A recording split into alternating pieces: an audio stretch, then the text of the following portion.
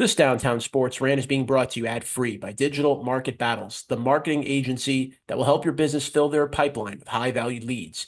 They will meet your conversion goals no matter what. Just go to digitalmarketbattles.com, get your discovery call done today, now featuring AI.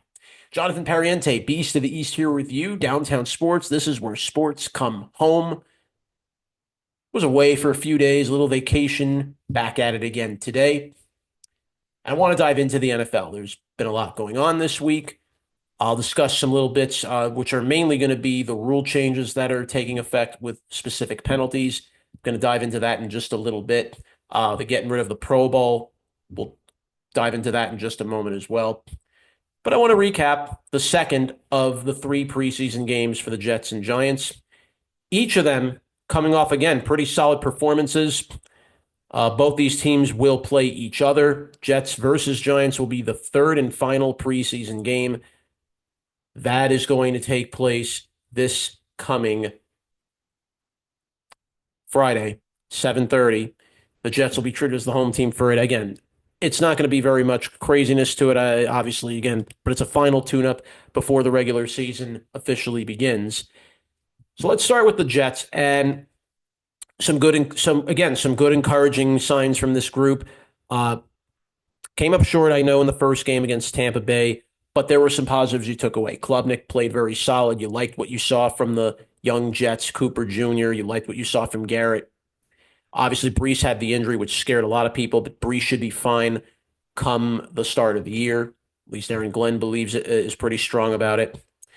So on to this game with Pittsburgh. Jets won this game 17-0, and that's pretty impressive to not only beat Pittsburgh like this, but more importantly, finally, the Jet defense got some interceptions. They actually made turnovers happen this time and got 2 picks.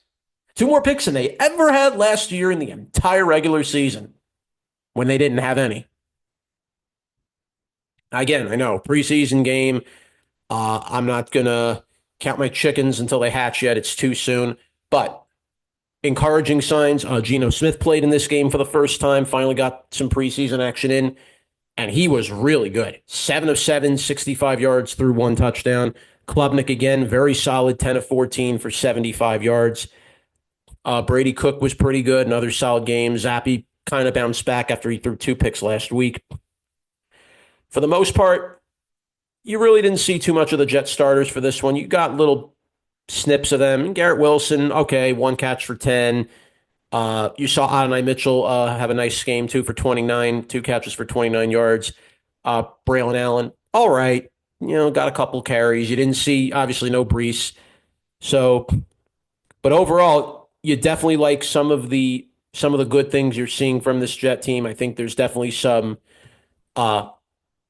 things to be excited about as far as you're seeing better movement around with the Jets offense. A lot of people have really talked about the Jet offense that, honestly, this is not going to be your laughing stock offense from the Jets this year. I don't think you're going to be seeing the Jets laying down for teams like they maybe did in the past.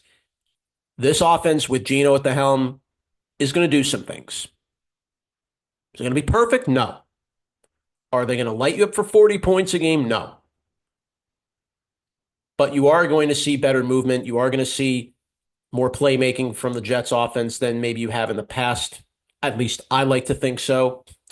Obviously, the proof will be when that product goes out on the field. But so far for 2 games, it's been good. The defense really had a good game for this week, but you want to make sure, can it sustain it going into the final game, and can it sustain it going into the regular season? Are we going to see the Jet defense really put itself on the map this year? That we're going to see. But some encouraging signs.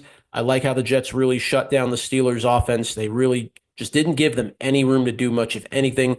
Drew Aller, rookie, Steelers definitely have high hopes for. 110 yards passing, 11 of 23 completions. Will Howard, all right, a little better, but threw 2 picks. So when you're able to really shut down the Steelers like this, obviously Aaron Rodgers didn't play, but it's a good sign. On to the Giants.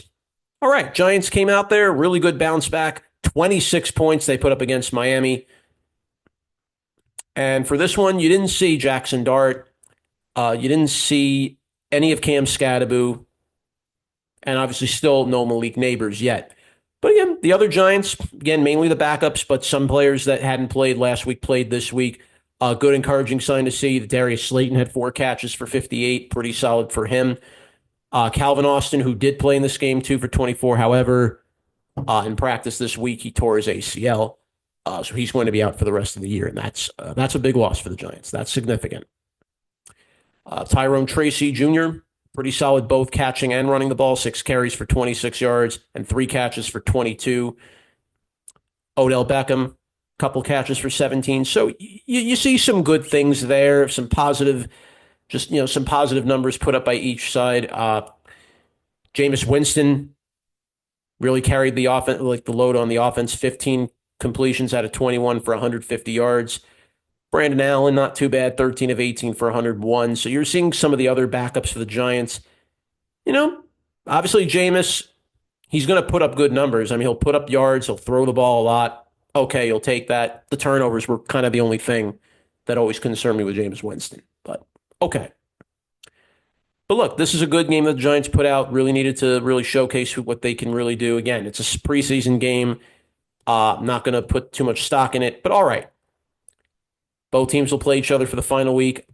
I would not be shocked if we're going to see more of the third stringers play. Maybe you get a few of the second string. Maybe if you play the starters or not, maybe they play like one snap, maybe 2 possessions. That's it. Obviously, definitely want to see another game out of Geno. Fine with me. Klubnik, I think he's pretty well assured himself as a backup, no doubt about it. And I would hope that the Jets really try to let him sit this year and do not throw him out there. At best, let him sit this season. Let him learn the offense. Let him get comfortable.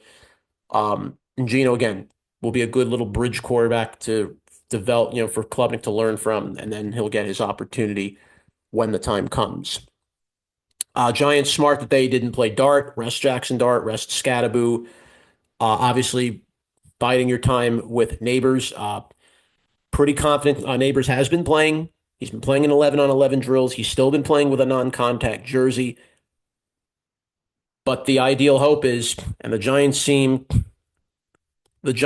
pretty confident about this, that they believe Neighbors, could he get back out there? We'll have to see. However, now, Neighbors did have an injury scare in a final practice drill.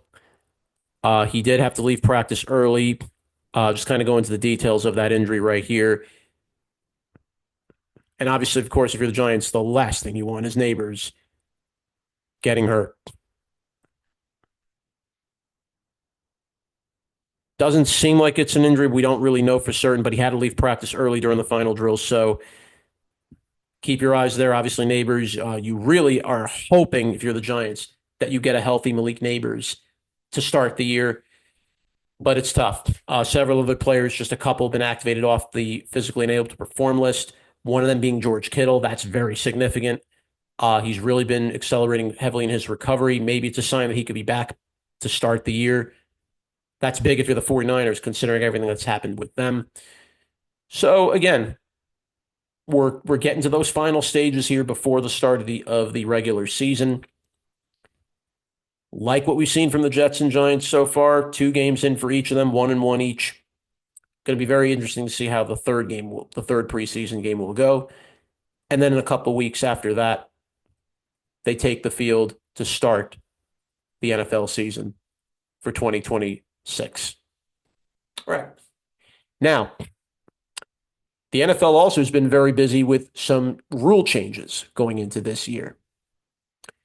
And the NFL is going to be looking very heavily at 5 specific penalties that have been a common penalty that's been flagged, but never any repercussions have ever been laid down for players that commit this offense multiple times. But before we get into that, there was also a study just the other day. 1 in 4 players from 2016 to 2021 developed chronic traumatic encephalopathy, or as we call it, CTE. Basically, brain injuries following concussions and any head injuries. And several players over the years ended up passing away from this disease, from CTE. Junior Seau, Demaryius Thomas, Mike Webster, all these players eventually were found to have had CTE. And it's not only just contained to football players. Even Major League Soccer, Scott Vermillion, longtime great MLS player, he had CTE following when he passed away. Bobby Hull, one of the great NHL players of all time, Hall of Famer, he had CTE. So, crazily enough, the fact that this study has shown how serious this has become and how frequent and how much more common it is among NFL players more than ever because of the way the game is played. And you're seeing players that are much faster, the hits are much harder. And you get hit with if you're a football player, you get hit at a high rate of speed. And if it's in the head, I mean, it's almost the equivalent of having a rampaging bull, like a 30-mile-an-hour bull coming right at you and just spearing you to the ground. The type of impact that is when you take an injury like that. So, in addition to these, NFL players have also been donating their brains. In addition to those of 878 players that died between 2016 and 2021, 235 donated their brains, and 215 of those brains out of the 235 that were donated were diagnosed with CTE. We're talking about almost 92% of donated brains had CTE. And for players that didn't, there may have been an even higher range of 24.5 to 97.7% of possible CTE. So that's a scary thought to think about. And maybe this is why the NFL has decided to make the specific rule changes, and I'm about to go into them right now. And I'm going to read these only once and once only. And it's a significant change that the NFL, I think, needs to finally do.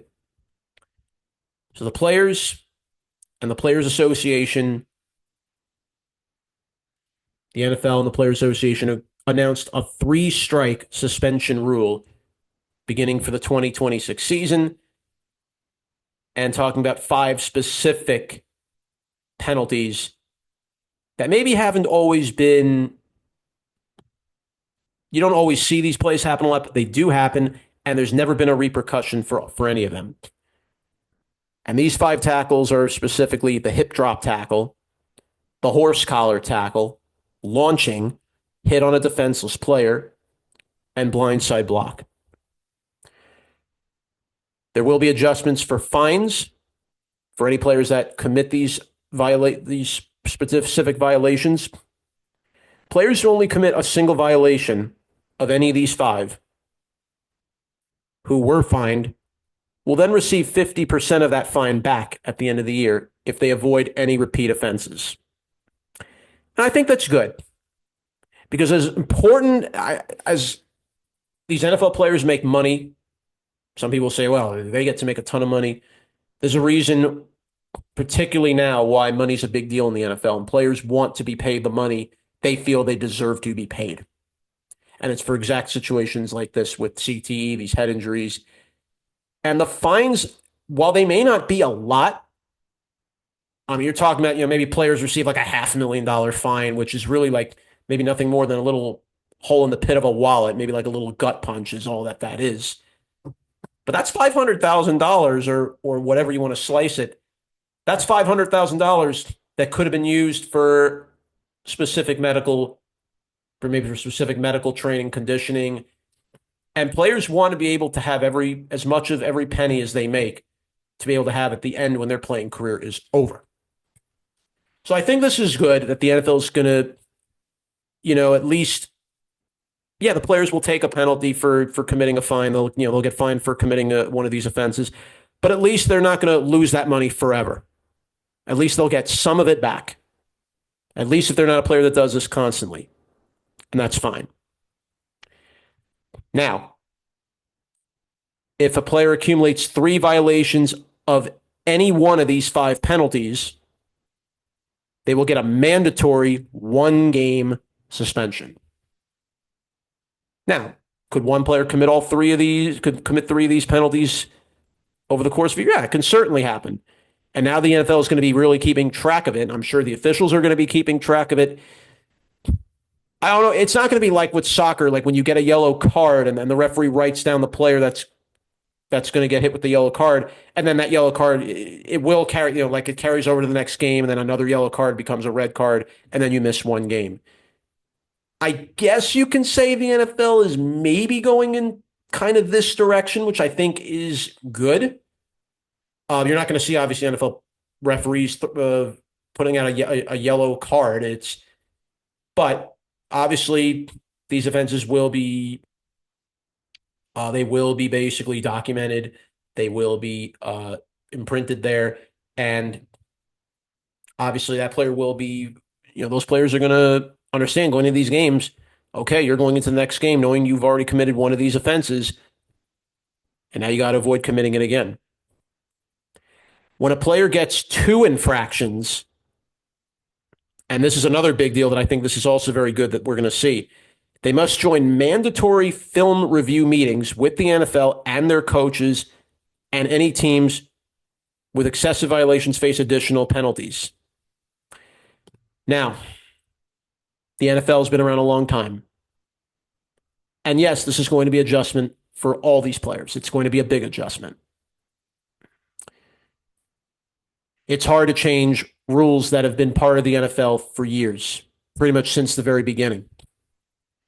Back then, you were allowed to do a helmet-to-helmet hit. Back then, you were allowed to basically pulverize somebody into the ground with a hard tackle. And, would you get flagged for it? Yeah, but there wouldn't be a serious repercussion for it. But back then, those injuries were, when you had an injury like that, it stayed. Back then, you took a hard hit to the head, like from someone leading with a helmet. You may not be the same player again. So I like that the NFL is going this route to really take this more into account and really understanding, and I hope that players will understand this, they are going to need to be held to a specific standard, and obviously discipline is going to be a big deal this year. Certain coach, not every coach is going to have a different approach to how they discipline players for these type of actions, but it's good that now the coaches have to really hold players accountable. Accountability was something that I feel like has been missing for quite some time, that maybe now in this day and age really needs to come back. You'd like to think there'd be more accountability for players that are doing actions off the field. Maybe that player that goes to that club late at night when there's a game going on. Maybe a DUI on a player, knowing, hey, you're on an NFL team making millions of dollars, and we expect you to be focusing on the game of football and not doing these actions outside of things off the field. I don't know if that's something the NFL will think about down the road, but as far as in the game, this is a good start. All right. Now, any players that may have committed some of these offenses in the past, 2026 is going to start with a clean slate. Everybody will start from zero. And the NFL really wants to take safety into more of an account. From blindside hits, there were 28 illegal blindside blocks that were penalized last year. 4 horse collar tackles were penalized last year. But only about 3 hip drop tackles were called in the last 2 years. So this is definitely going to be a significant change. And are we now, just because we have these rules in play, are we going to see more? Are we going to see more of these penalties actually really enforced than maybe they did under the previous rules? Are we going to, if a hip drop tackle is very evident, we're going to see it flagged? Because we haven't seen it often in 2 years, in the last couple of years. Horse collar, it's pretty obvious to see a horse collar when you're seeing a player pull a player by the back of their jersey. Obviously, the block in the back, the blind side hit. If there's definitely intent, they're going to flag that. And I get it. The NFL, a lot of these players are playing with controlled aggression, but it's not always easy to control it. Players come out there, they want to make an impact. They have to make those plays that could change the course of a game. Well, now these penalties and fines could alter the course of the game too. And now these players have to understand that now the gloves are off. You have to be careful what you're doing out there. There could be a target on your back, depending if you make this a common theme with these type of penalties. And now it's about time that the coaches also have to instill some form of discipline as well to these players that they don't make this a pattern and keep doing this. Okay, I think that's good. I'm also happy the NFL did away with the Pro Bowl. I think, honestly, the Pro Bowl was really just not going anywhere. It's been really lacking over the last several years. And you've heard people talk about it. Some people ask, is the Pro Bowl even necessary? Is it even necessary anymore? I think, you know what? As fun as it was over the years, I think it's a welcoming sign to see it gone. So not only have the Pro Bowl games been eliminated starting this year, no more skill competitions, there'll be no more flag football games. So basically what will happen, these players will still be named as Pro Bowl selections, but that's it. They will still name Pro Bowlers, but there will be no Pro Bowl game. Look, I know it's a nice little thing to have at the end of the year for some players. For most teams, their season's over. The Super Bowl teams don't get to compete. Yeah, I mean, that was fun for a little while, but it was really, in a way, kind of a waste. Hardly anybody would tune into it. It's basically a garbage time type of football game that nobody really cares about. And again, you're not going to see the hard-nosed physical play in a Pro Bowl game like you do in a real game. So it's for the best, I think. All right. So it's good to see the NFL is now going to finally start taking these matters into this year. And let's see if it leads to significant improvement because of the studies with head injuries, with 1 in 4 having CT over a 5-year period, which was very significant. And I think now this has dawned on the NFL that this needs to be addressed. You never know. Because if this became more of a common thing, you might have seen more players wanting to leave the game sooner rather than playing the game longer. And for specific positions, you only have a short shelf life playing in the NFL from these particular positions, the main one being a running back. That's where you take the most abuse out of any position. A good running back, you're lucky if he plays about 5 years, maybe 6. Wide receiver, you might be 4 or 5 years longer. Kicker, obviously you have a very long career.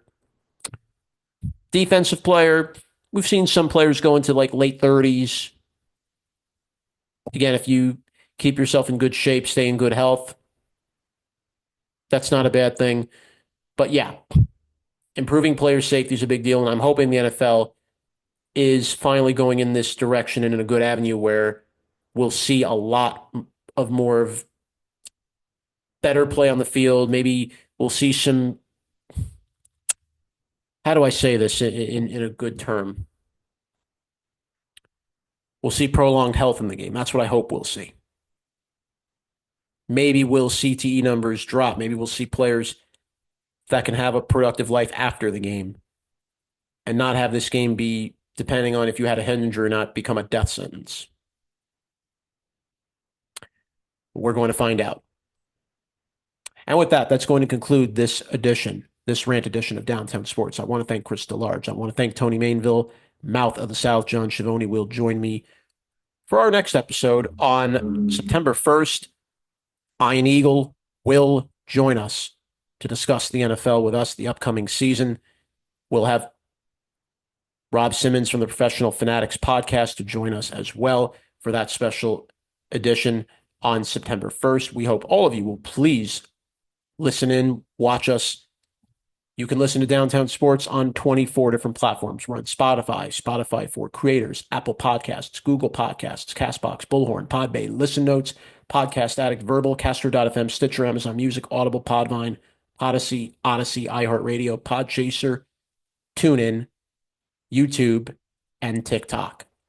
Episodes, rants, digital market battle specials every week. We are Downtown Sports, and we are where sports come home.